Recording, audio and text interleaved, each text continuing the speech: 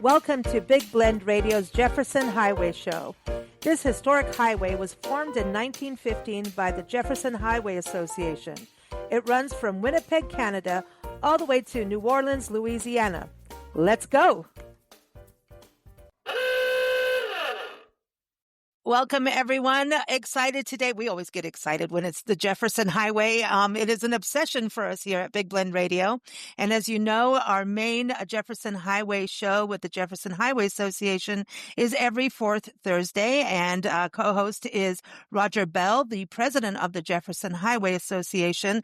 Again, this, amazing highway was created in 1915 by Mr. Meredith, the publisher of Better Home and Gardens, and a huge advocate for small farmers, especially down the route that goes from Winnipeg, Canada, all the way down to New Orleans in Louisiana. Today, we're excited because we are going to Pittsburgh, Texas, and we are going to find out about some of the amazing people that make up the community of Pittsburgh.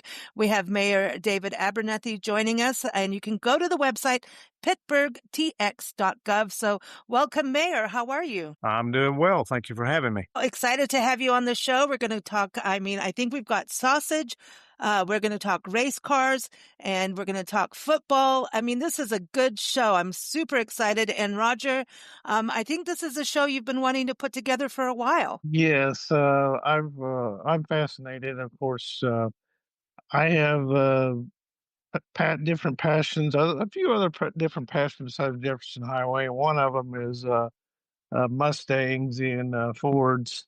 So when I studied the Jefferson Highway route over the years and whatever, I was, fascinated to learn about the history of Carroll Shelby and his legacy in the area around there. And it just was a kind of natural fit. So, yeah, this has been on my radar for a while, and we have the right person today to visit with us about Pittsburgh and Carroll Shelby.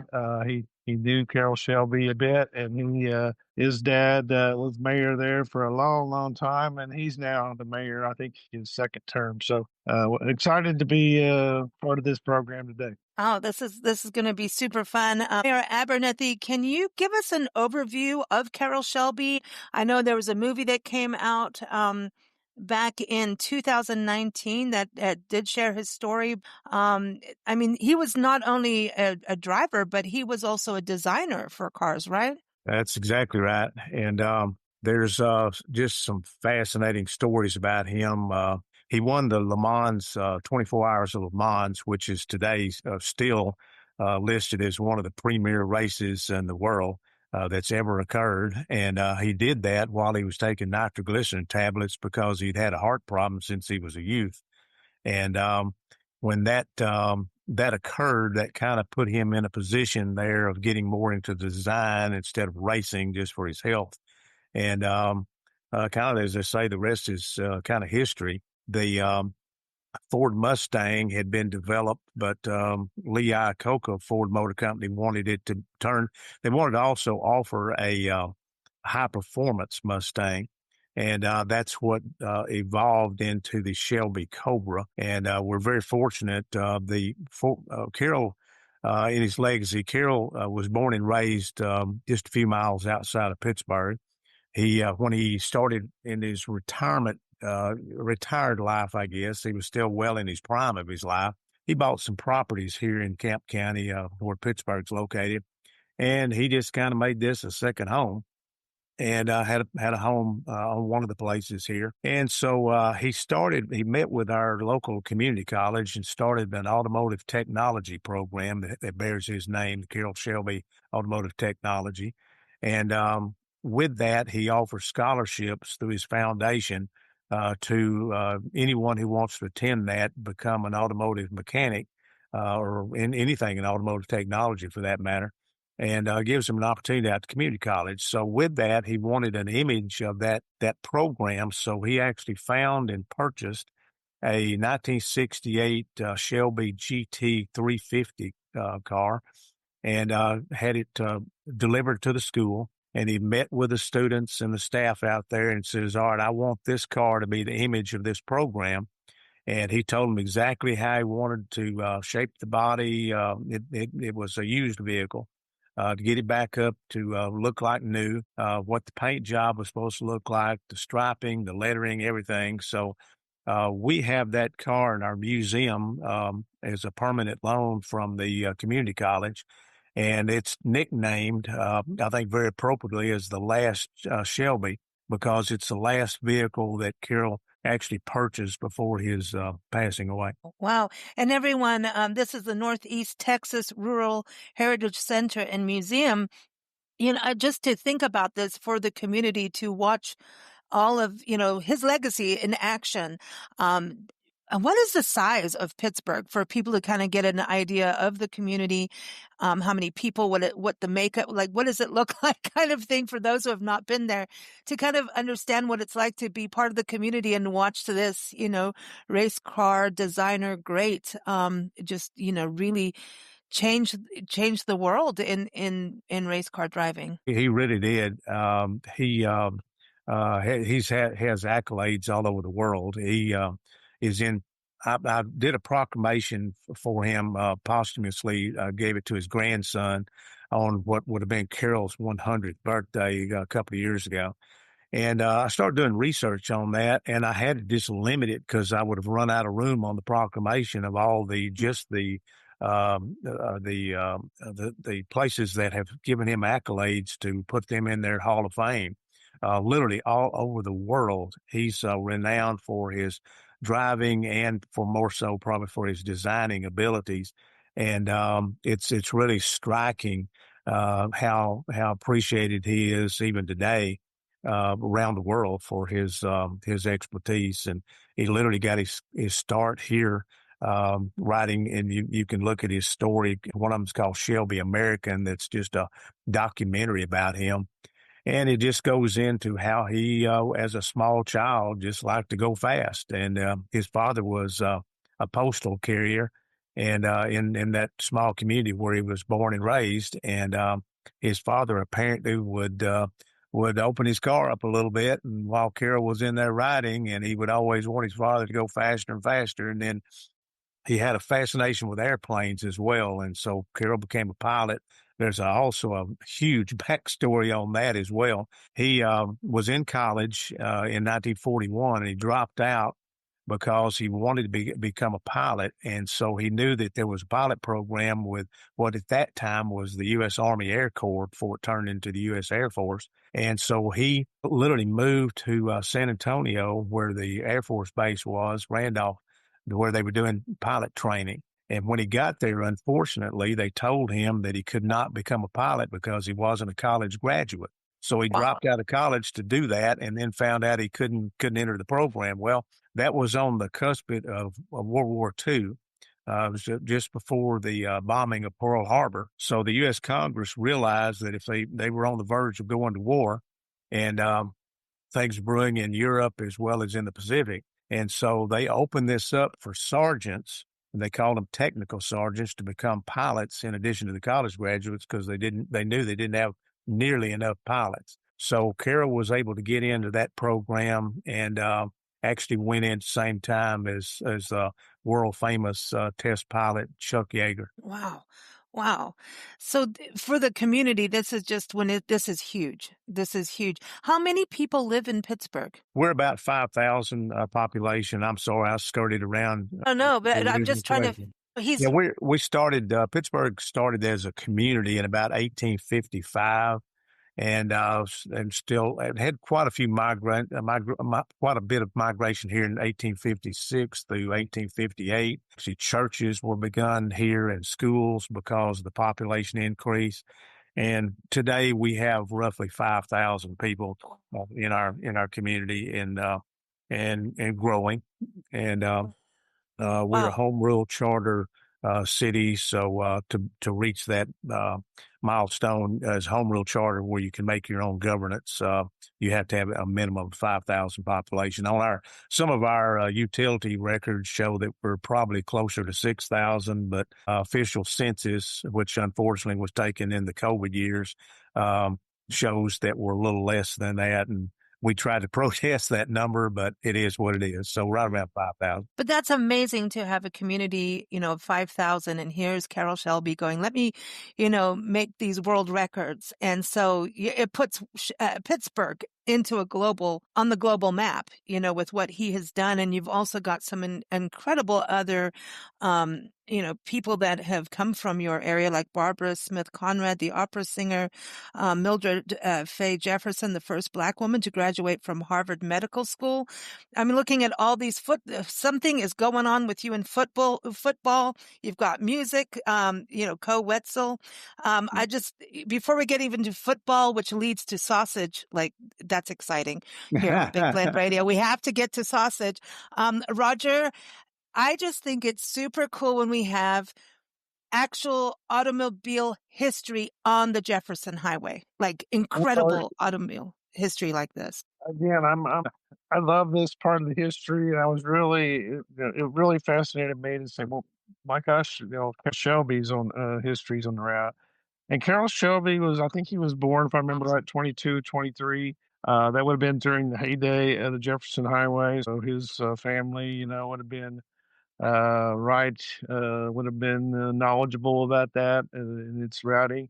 And I think the other thing to touch on a little bit is Pittsburgh. There was one of the original directors of the Jefferson Highway in Texas. I believe he was a rancher. I'm not 100% sure. Maybe Mr. Abernathy knows his name more, but a man by the name of J.F. I think Reynolds. He was one of the original directors of the Jefferson Highway in Texas, and I'm sure was very prominent in getting the route. And as they were all fighting for the route and trying to get the route and through their community, I'm sure that he was involved in there. And if you look at the routing in Texas of the Jefferson Highway, you'll notice not too far from there, the route kind of goes east, and then all of a sudden it starts going due south or north, which way you're going.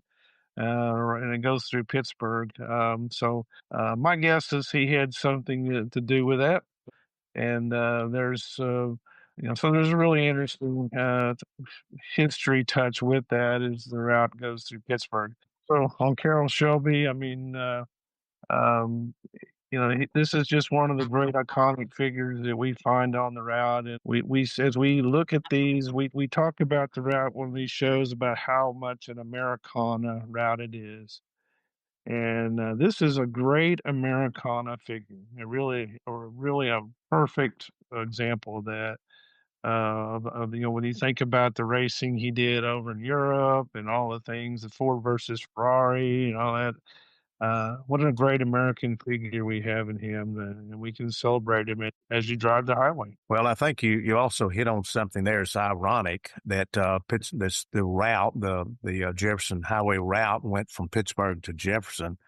It's the Carroll Shelby. We have a statue here that's actually located on Jefferson Street here in Pittsburgh. That people can come and obviously see and have the picture made. It's designed in the fashion of his younger days when he was, it's like he's literally sitting on some tires and has a Shelby racing shirt on and his famous, his trademark cowboy hat. And it's really nice tribute to him. But when you're speaking about that as well as the automotive part, there were some business people here, and the Reynolds family go way back, probably to the founding of this area. And they formed a Northeast Texas Fair. And the Northeast Texas Fair was really unique here in that Pittsburgh has railroad crossings that they run north, south, east, and west. It's a wonder that our population didn't explode because of that. But we have really long railroad sidings, so they would bring in circus trains. The Ringling Brothers Bar and Buddy Circus has performed here with, people that would have been like Elvis and Cher back in their day that would have been identified worldwide just by one name. Wow. And so they came here, and part of the attraction of that was a horse and an automobile racetrack. And you can actually still see the remnants of that today. That would have been in the early 1900s.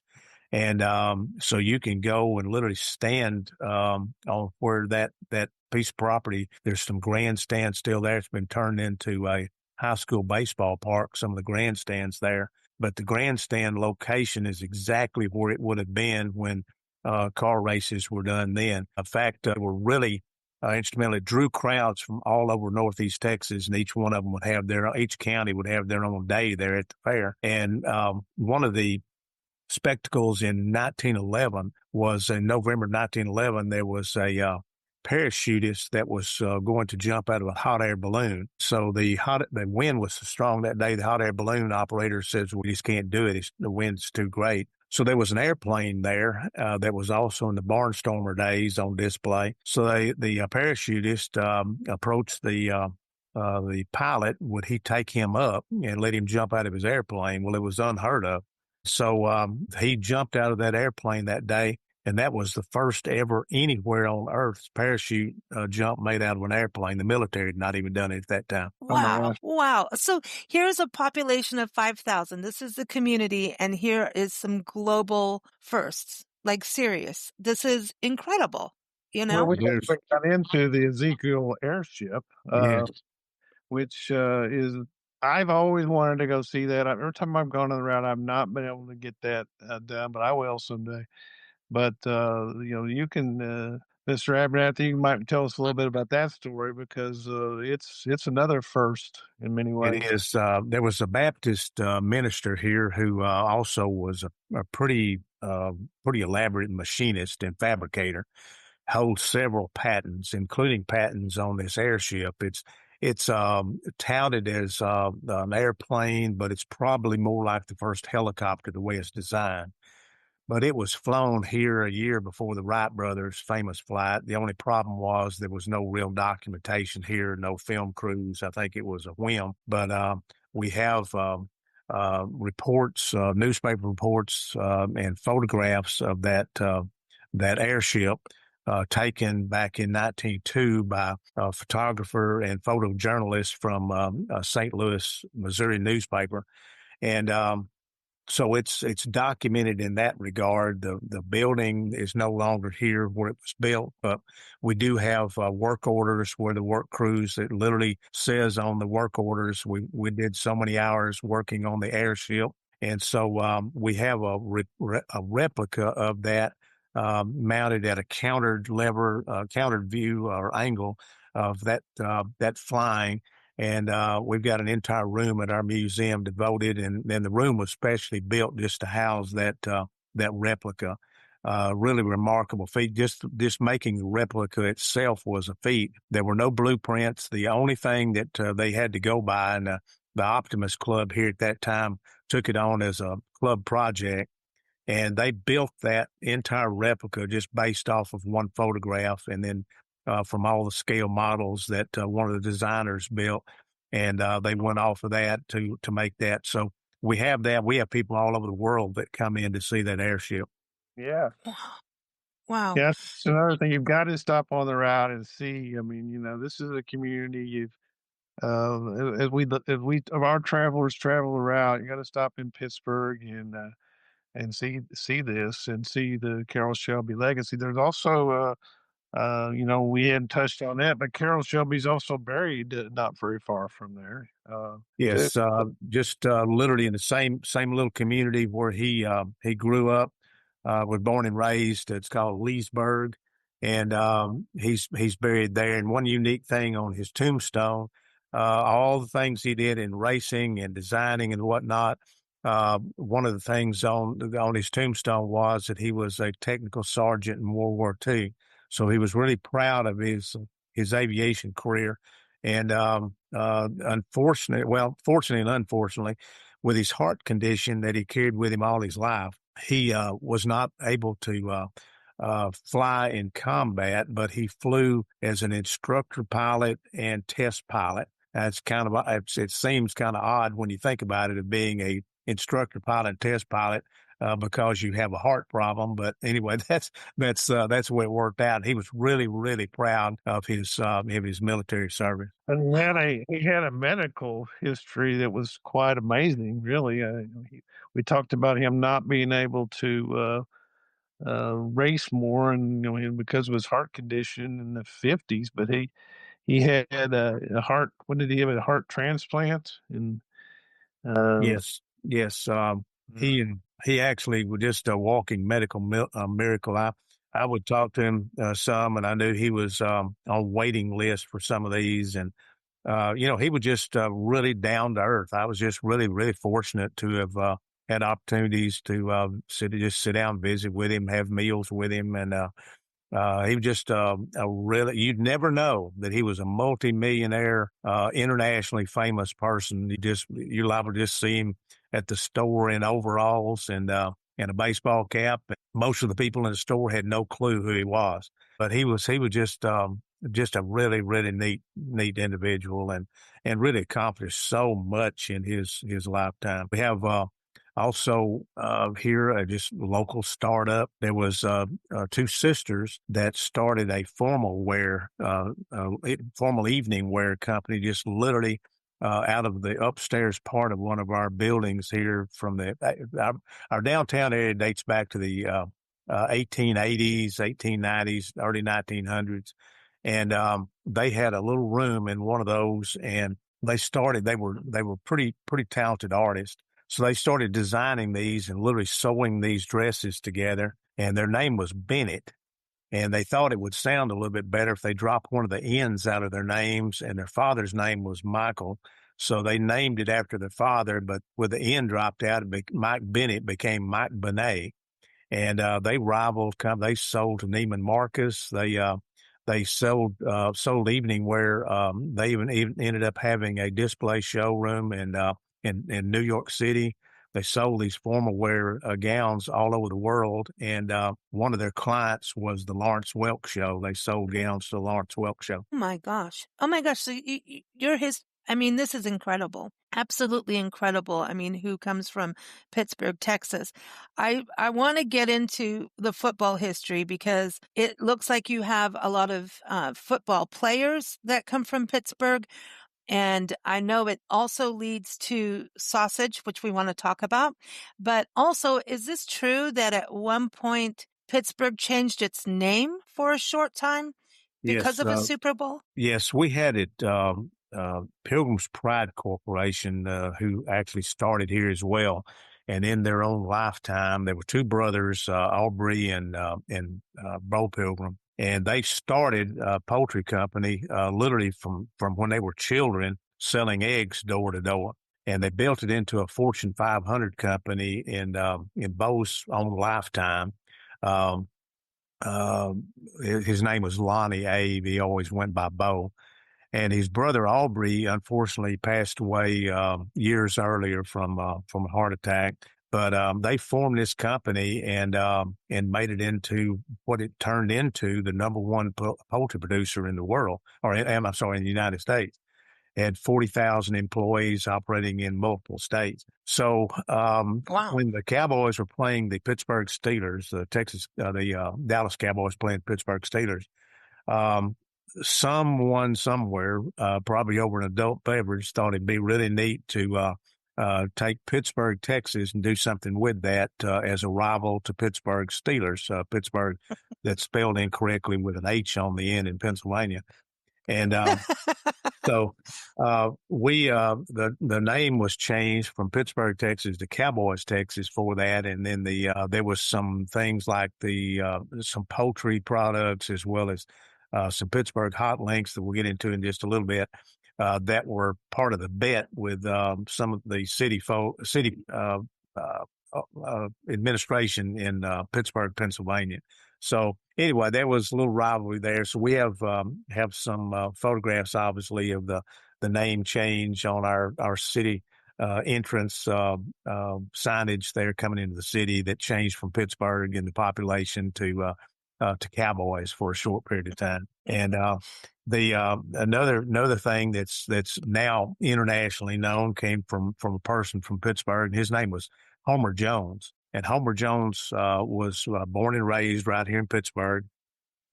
Played football here in his high school days, and went on and I believe Prairie View A&M, and then he ended up in the New York Giants. And he invented the spike. And in his own words, what he said was that they were footballs. It was delaying the game because after a touchdown was scored, the players would throw the ball into the stands. Well, not only were they losing footballs, but it would delay the game. So the commissioner came out that year and said the next person that throws a football after a touchdown is going to be fined $500. And back then, this is in the early days of football, $500 was a lot of money. Homer had scored a touchdown, and he said, I said, I'd reared back. I was going to throw that ball as hard as I could into the stands, and I remembered that $500 fine, so I just continued my arc, and I threw the ball straight into the ground, and that's where the spike was invented. This is fantastic. This is fantastic. So, yeah, it's a lot of football history just in these actions, but then what about the actual players? Don't you have players too in your history? Yeah, Kenneth Reeves was on in 1980, the Pittsburgh Pirate football team here won the state championship. And I believe that year their defense never was even scored on. And they had quite a record. And they had Kenneth went on to play for the Philadelphia Eagles, I believe it was, and just had his career. He's no longer playing, but he had quite a career with them. He was just a massive young man, and just went on to make a real good career out of that. As far as some of the other players, there was some, I think. Ironically, here's what you have to keep in perspective on this. Pittsburgh at that time had a hospital that had OBGYN services, and some of the area around here did not. And so a lot of people that were born here in Pittsburgh may not have lived here in Pittsburgh. Okay. That's what they were born in this hospital. So it say maybe on their records that they were born here in Pittsburgh, but they might not have ever lived here. But still, it's still in the region. And Yeah. like as far as we say for the Jefferson Highway, that you want to get on as close to the highway or be on the highway as much as you can, but there's a 3-hour like radius to explore. And so, if you're into football and you want to go see where someone was, go do it, while you're on that route. It's this is a corridor that connects communities, and there's just so much exploring to do, and knowing where people come from is amazing. And we actually want to do a map of like, so-and-so was born here, and then where did they go to shape the world? And this is like a perfect example, especially when we look at Carroll Shelby. But I saw also that Ernie McAnally, I don't know anything about sports. I just think these stories are great. He's a professional baseball player that comes from you, right? Your area, I should say. It was another one of those things. I think he was born here, but I believe he's from Mount Pleasant, a community just to the north of us. But he played, I believe, for the Montreal Expos. It's on the route, by the way. Okay, cool. We like this. We like this. Now, all right. So, and then what about Cole Wetzel, the rock musician? Yes, Cole's born and raised here. His came from a family of kind of performers. His aunts and his mother were in a lot of contests here. His mother is actually a fabulous singer herself, and I think that may be where he inherited some of that. And he's just a nice young man. I'll see him here. In fact, he likes to eat hot links, and so I see him at our local hot link restaurant, and he'll get up and shake my hand when I walk in the room, and he's just a well-mannered. He will take time. A lot of people interrupt him when they recognize who he is, and he'll take time out to speak with them. And he has donated some things here. He's really, really supportive of our community and endeavors. He's given us permission to use his signature on some things with the chamber and with the city here of fundraisers that we've had. And Oftentimes he'll donate things for a fundraiser to auction off. So, yeah, just really, really put it on the map, and he has really done extremely well for himself. Wow. And it looks like you also have we are going to get to the hot links. That's so important on this show. It's like one of the most important things. But Howard Garrett, the Dirt Doctor, comes from your area too. Yeah, That's cool. Dr. Dirt. I want to meet Dr. Dirk, and he rescues dogs, so we like him even more. But he's all into organic farming, So he's done. I know he lives more in Dallas area, right? But he's super cool. We like him. Yeah, he went to school with my oldest sister, so I've known him all my life, and yes, he really did well for himself. Yeah, Dr. Dirt. Okay, the Dirt Doctor. Okay, so I mean, this is pretty cool, Roger. I knew that when you kept going, we got to go to Pittsburgh, Texas, that you had something on your skin there. But did you know Hot Links was a big deal, Roger? No, that's news to me. So I look forward to hearing this story also. Yeah, let's hear about it's Sausage Month. October is a month to be super happy. Not only is it Sausage Month, it is Pizza Month, it's Pasta Month, it's Dessert Month. It is a foodie month. So let's hear about Hot Links. Okay, the Pittsburgh Hot Links got their start here. I think it was from some leftover items from meat markets. There was a German immigrant here named Charlie Hasselback, and he brought the recipe over from Germany and just started using some of these parts that were just some leftover trimmings and things like that, just to capitalize on everything that they could use. And so he tried experimenting with different meats, different recipes, different spices.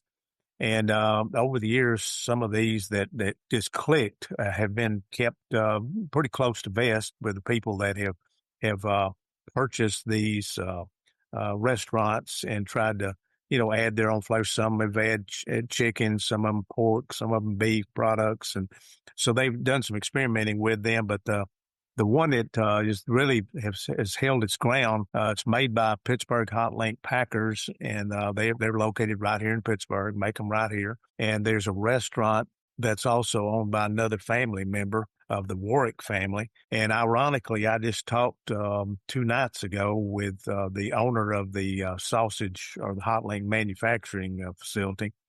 And we have a place earmarked in our museum, our Rural Heritage Museum here for that. And he's actually a history major, a graduate of Baylor Universities. He knows how to do research, and he's researched this all the way back to the days in Germany of some of the sausages. And so he's working on a display here. It's a work in progress, but hopefully within the next 6 months or so, he's going to do this from a historical perspective of how this sausage link got developed. And then he's going to try to give credit to all the families in Pittsburgh who have ever had any part of that, from having a restaurant to the manufacture of it, where they've branched out to other cities from here with Hot Link restaurants. So he's trying to pay homage to anyone from this area who ever had anything to do with it. And it's going to be a pretty robust display. I don't want to give too much of it away, but it's going to be more like a 3D image when he gets through with it all. And it's really, knowing him, it'll be well put together. So that's another reason to come to visit our museum.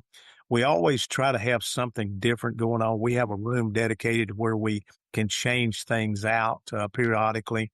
And show new items there in the museum. One of the things, I don't know if a lot of your audience from across the nation know about it, but Cavender's Boot City or Cavender's Western Wear, that got its start here in Pittsburgh as well. They now have 100 stores nationwide, and they have just been bought into a merger with another conglomerate, but they kept the name of Cavender's.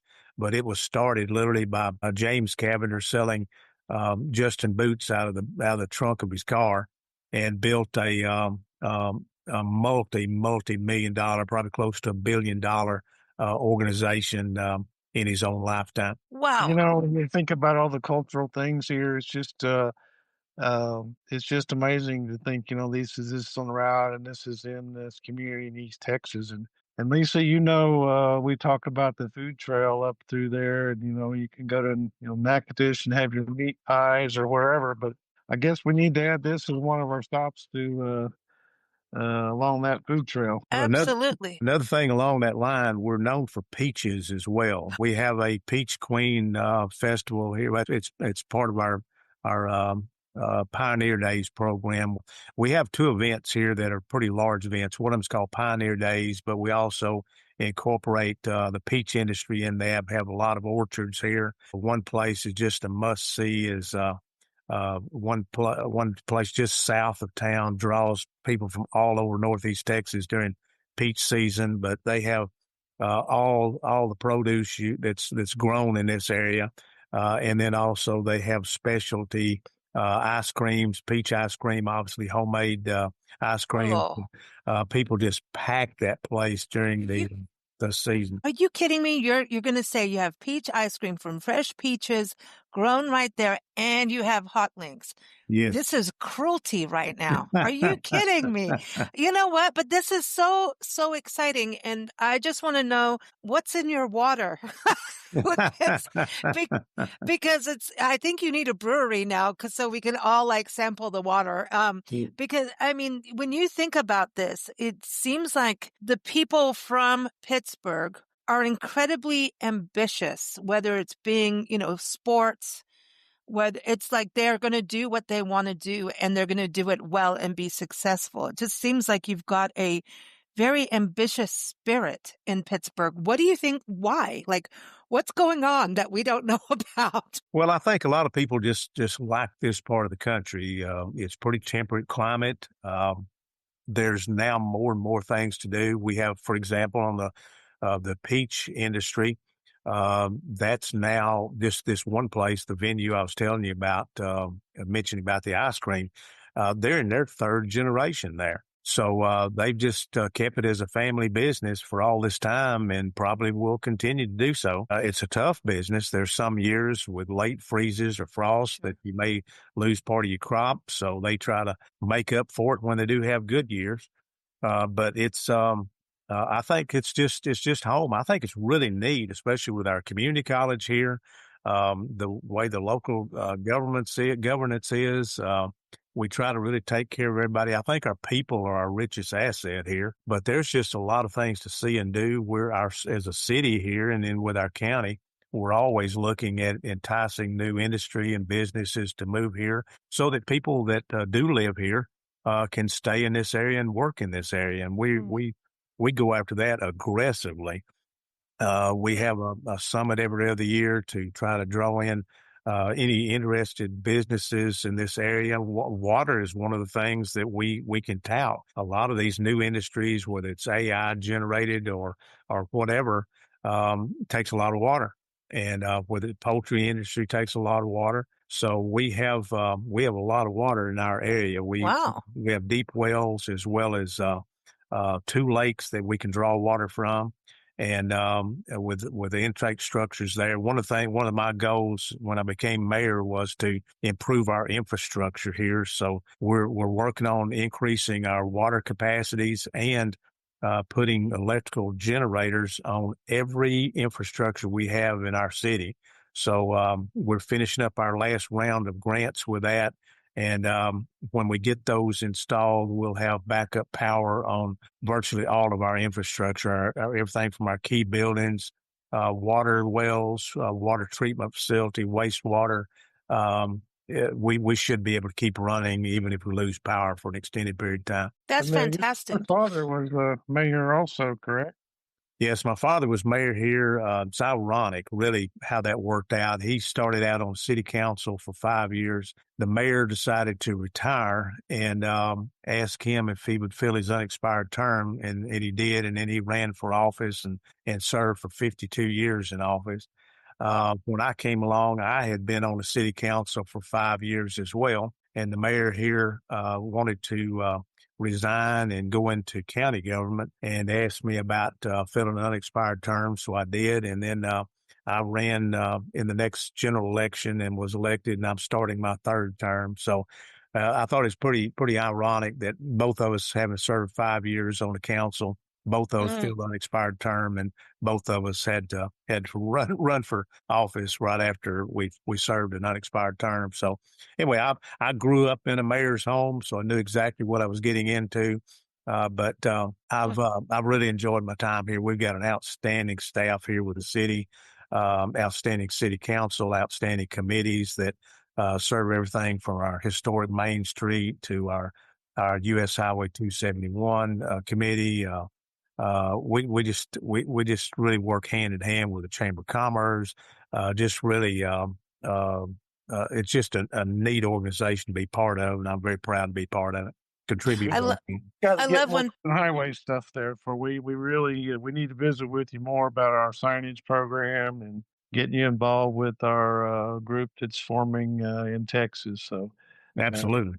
excited to visit with you about it. Yeah, absolutely. As I look at what you're talking about in the industry, one of the first things is tourism brings people to move. They, relocate and bring their business. And I think it's great that on your website and everyone, you can go to pittsburghtx.gov and then click on the visit button. You've got a beautiful downtown, picture. And you were talking about, the lakes. And that's something that draws people to go and enjoy, family time at lakes and go fishing and boating and all that good stuff. But the fact that you have a Main Street city is also a huge appeal. I mean, that's keeping the integrity of your community and the history alive. And, it's such a warm feeling when you drive, small town America where you go into a boutique or, you go into a restaurant and it's, you're actually meeting the owners or maybe even just, the locals working there. It is such a warm feeling to see when a community stands by its history and who they are with the integrity of a Main Street like that. And I love that you've done that and also, have a wonderful map that people can go see where to get a burger, where to get tacos. Okay. I'm like looking at the map with all the little cool icons. So I think tourism is definitely, looks like it's part of your industry. And, when people know there's a place to move where, hey, we can have quality of life, especially for their families. I think people are wanting to escape big cities right now. So it sounds like you can be quite a draw for that. I think so. And like you said, there's some things that people look for. For quality of life, they look for places to have recreational opportunities. They look for the school districts. They look for business opportunities. And so we track all that as well. We know where our trade routes are. We draw in typically people from a 35-mile radius that come in here to shop. And so we've met with our merchants here, and we've told them about peak times when we're seeing people travel through and what they're looking for, knowing, what they're shopping for. And we could tell them on this day of the week, you may want to offer this, or you may want to stay open a little bit later. And so we really look at, being beneficial to people coming through here to either visit or to shop, and then also to our local merchants and the business people. And just to put that downtown area in perspective, you can go into a building today that was built in 1885. Our Railroad Depot Museum was built around 1880. So we have a house here that's a bed and breakfast. That's the oldest house in Pittsburgh. It was built in the 1880s. And you can literally feel a part of history there. You can experience it. Just to put it in perspective, I had a family reunion that I hosted here a few years ago. And the family members, these were cousins of mine, and some of their relatives had worked together in the same grocery store. So I actually leased that building, and it turned into a restaurant. I leased that building for that reunion, and I set tables up in there unbeknownst to my relatives that were present that day. And I had a picture of their relatives standing in that store in the exact same spot where I set their tables up. So it was like they could see a picture. They were standing on the same exact floor in the same exact spot as their grandparents were 50 years before. And, that's where can you go and really do that? Amazing. That is amazing.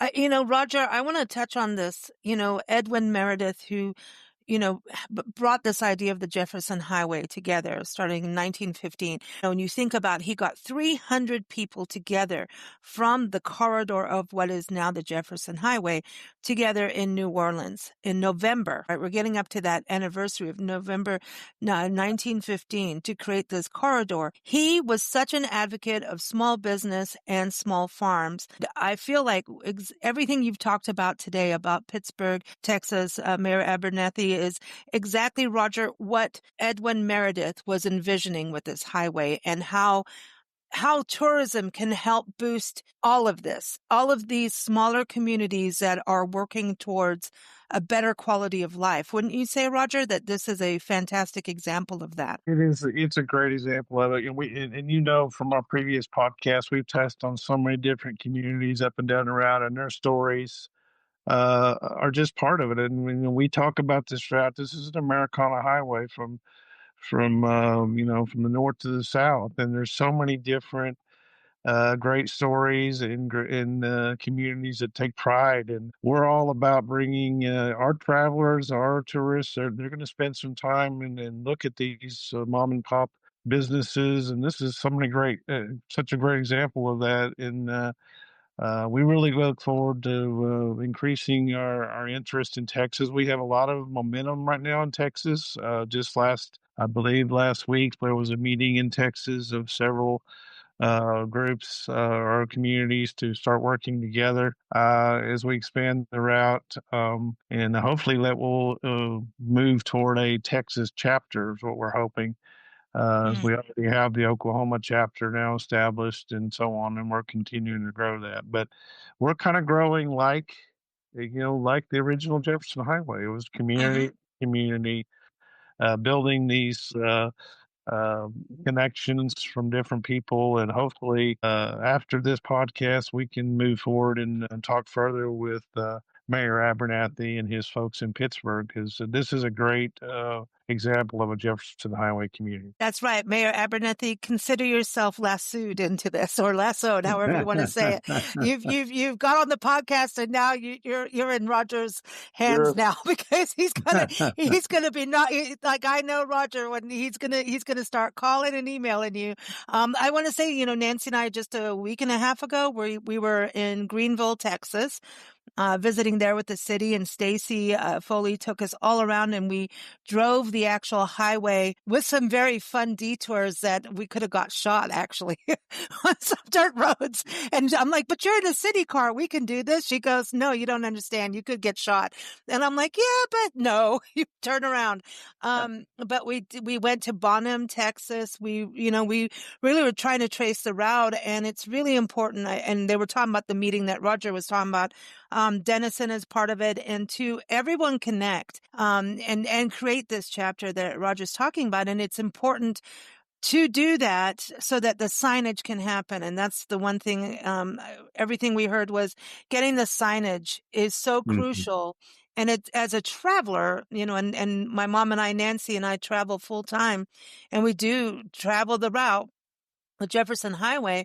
When you see those signs, it is such a warm, welcoming feeling to know you're traveling through history, and that community has that pride and diligence to work on getting these signs. And it's not easy. Bonham has done a great job of getting painted on poles, like the electrical poles. And then, of course, there's, you have to talk with the highway people. So you're a mayor. So I'm going to start knocking on your doors, because everybody needs to get the highway people involved in it too, to get these signs, because this is part in Texas, as you know, as you drive down the street and there's a historical marker, and you pull over, you never get where you're going because of the markers, which is fantastic.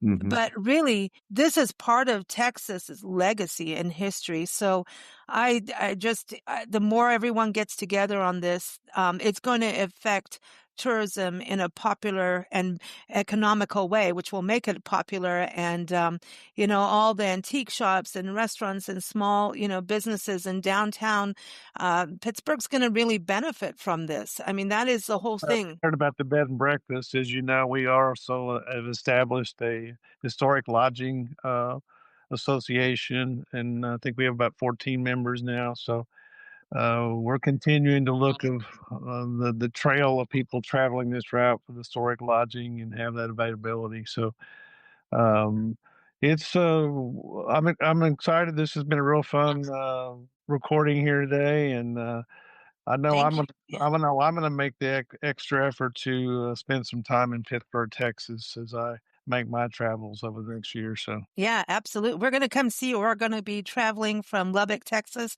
to Avoyelles Parish in early November. So I think we may have to drive through Pittsburgh to get there. I don't care what it takes. We'll find our way there. So Okay. everyone, thank you so much, Mayor Abernathy, for joining us. It's been a real pleasure to hear such amazing stories of the people that make up your community. My pleasure. And I dare say that you probably along your route are not going to have a statue of Carroll Shelby on a street named Jefferson Street on the Jefferson Highway, but we have it right here in Pittsburgh. So we're going to come see you. We are. And we want peaches too and hot Well, links. yeah, hot links are always in season. You just have to remember the peaches have a season. So Yeah. I'll just leave We it know. at We understand that. Everyone, PittsburghTX.gov. And there, as he said earlier, there is no H in this Pittsburgh. We keep it Correct. simple.